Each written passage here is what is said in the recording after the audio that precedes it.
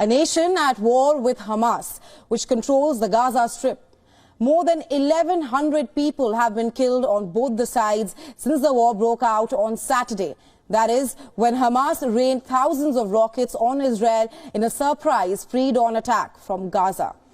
In the latest, Israeli forces said that they hit over 500 targets in Gaza overnight, which they say severely degrading the capabilities of the Hamas group.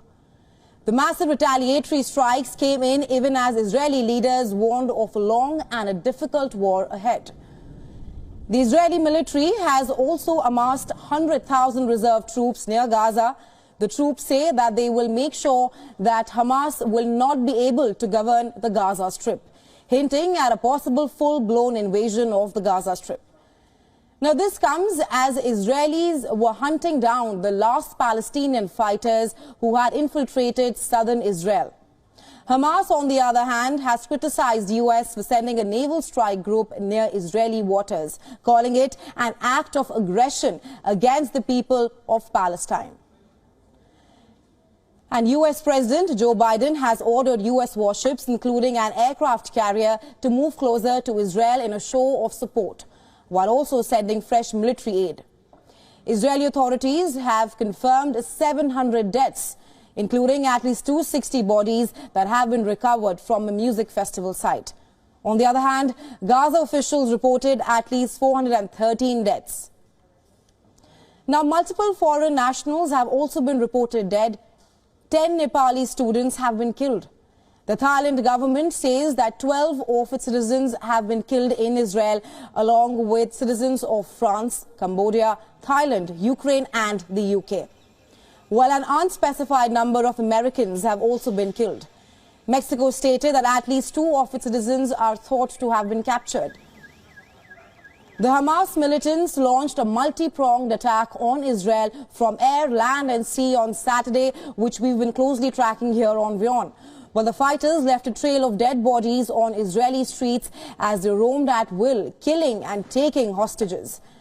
With an eye on bargains, over 100 Israelis have been taken hostages by the militants. Many in Gaza celebrated the surprise attack on Israel, while Tel Aviv promised mighty vengeance. Israel also came under attack from the north.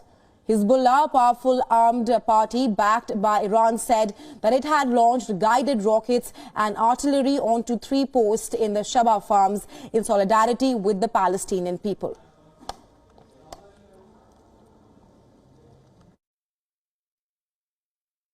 Regrettably, history for some media and politicians start when Israelis are killed. Our people have endured one deadly year after another. We chose the peaceful path to achieve our rights, but Israel continued using blunt force against Palestinian lives and Palestinian rights. Israel cannot wage a full-scale war on a nation, its people, its land, its holy sites, and expect peace in exchange. Well, New Delhi, along with many Western capitals, dubbed Hamas actions as a terrorist attack. Meanwhile, Israel's foes, including Iran, have hailed the militant group. Meanwhile, anti-Israel demonstrations have fled in Iraq, Pakistan, Turkey and some other nations.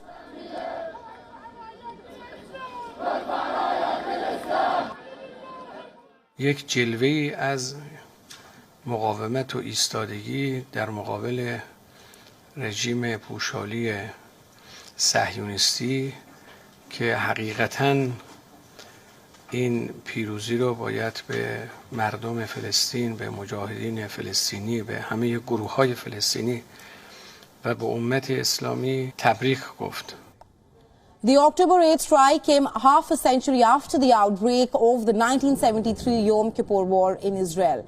Experts are flagging intelligence gaps which undermined what was thought to be an aggressive and successful layered approach towards Gaza by Israel.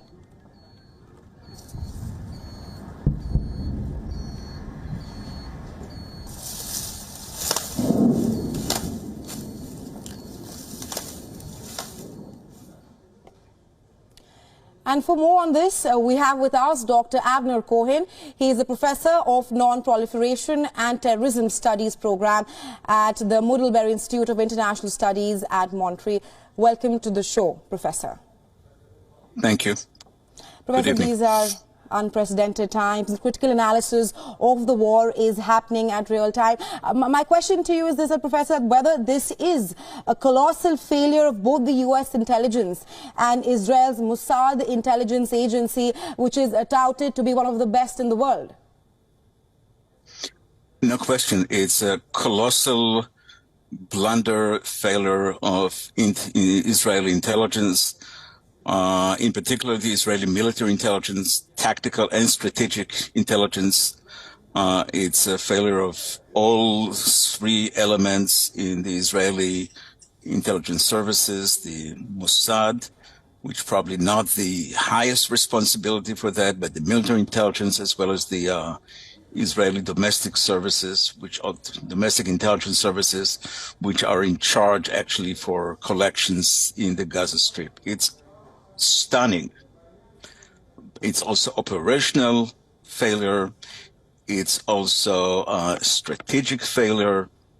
And there are still a great deal of open questions how it happened, how it could happen. One thing is clear. This is even worse, symbolically and perhaps even politically. It happened in a most symbolic way. October 7th. October 7th, 50 years ago, 1973, was the worst day of the Yom Kippur War. This was perhaps the only day that there was some thinking that Israel might even use nuclear weapons. The level and the extent of intelligence failure and operational and military intelligence this time was even worse. Right. At that time, in 1973, it was cardinal failures of some individuals who, in an arrogant way, misled the entire system. This time, it's a mistake of the entire system. It's a failure of the entire system. And it will take time and thinking, but the questions are already being asked how it will happen. Right, Professor Cohen, you do speak of how this was a colossal failure on Mossad's part, Israel's intelligence agency, but also shed some light on whether this was a failure from the U.S. intelligence side as well. Well, the people who have the highest stake on this matter are Israelis, not Americans.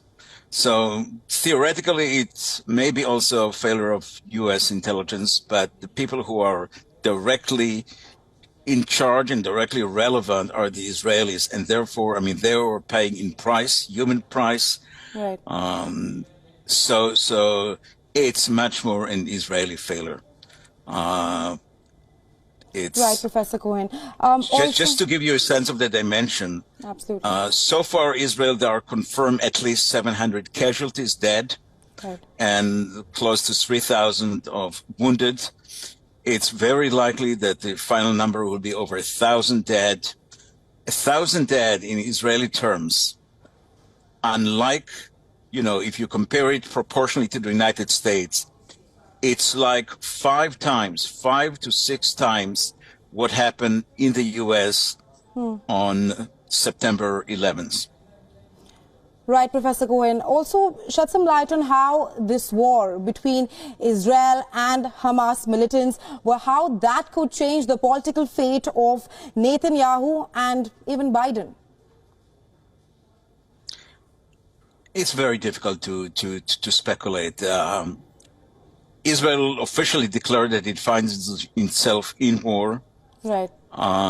The operation that has been taking place since then, it's only just tiny bit more than 48 hours. It's about 51 hours after the beginning of all that, where various bombardment, bombing of various targets, many targets in Gaza, but it's still much less than what the Israeli Air Force could do in full power. The Israeli Air Force is not in full power yet. Israel just started to mobilize quite several divisions of reserves, and it's unclear what and how Israel would wage the official objective would be to eradicate the military capabilities of the Hamas. How to do it, it's open questions. It's much more complicated when you have about 150 or so of essentially hostages. Many of them are civilians, including women, children, and some old people, some even with dementia. How do you do that? It's a real challenge, and it creates almost a contradiction between, on the one hand, the need to punish in a severe way, in a visible way, and very fast the Hamas, which Israel could do. It would be costly, but Israel could do. But also the fact that Israel has all these human hostages there, how to do it together. It's a big, big dilemma that every Israeli leader, Absolutely, Professor Cohen. Just a follow-up to that point that you made there. Around 100 Israelis have been taken hostage by the militant group Hamas. Over 100. Right. Yeah. Will that hamper Israel's retaliation that it's planning to do? Obviously, I don't have privy to Israeli military plans, if they already made out and clear, but definitely pose some very serious restrictions how to conduct the war. There are already people who said that Israel first must to take care of those hostages, possibly by way of putting a very clear, very tangible threats. Some people say that Israel suggests that Israel should put a full and firm siege over the Gaza to shut down power, to shut down water, to shut down everything until they are ready to return those hostages and to make some kind of exchange. It's definitely put restrictions and a great deal of moral and political dilemmas on the Israeli leadership, which is already involved with domestic crisis of its own. I mean, Benjamin Netanyahu has a tiny little majority in the Israeli Knesset, and at the same time, he is a leader that currently the majority of the population does not give him confidence, question his ability to lead, and he is in a very serious political position in Israel itself. Right, Professor Cohen. Thanks very much for joining us on Beyond and sharing your insights with us on this. We'll, of course, be tracking this very closely right here on Beyond. You're welcome. Take care. Thank you.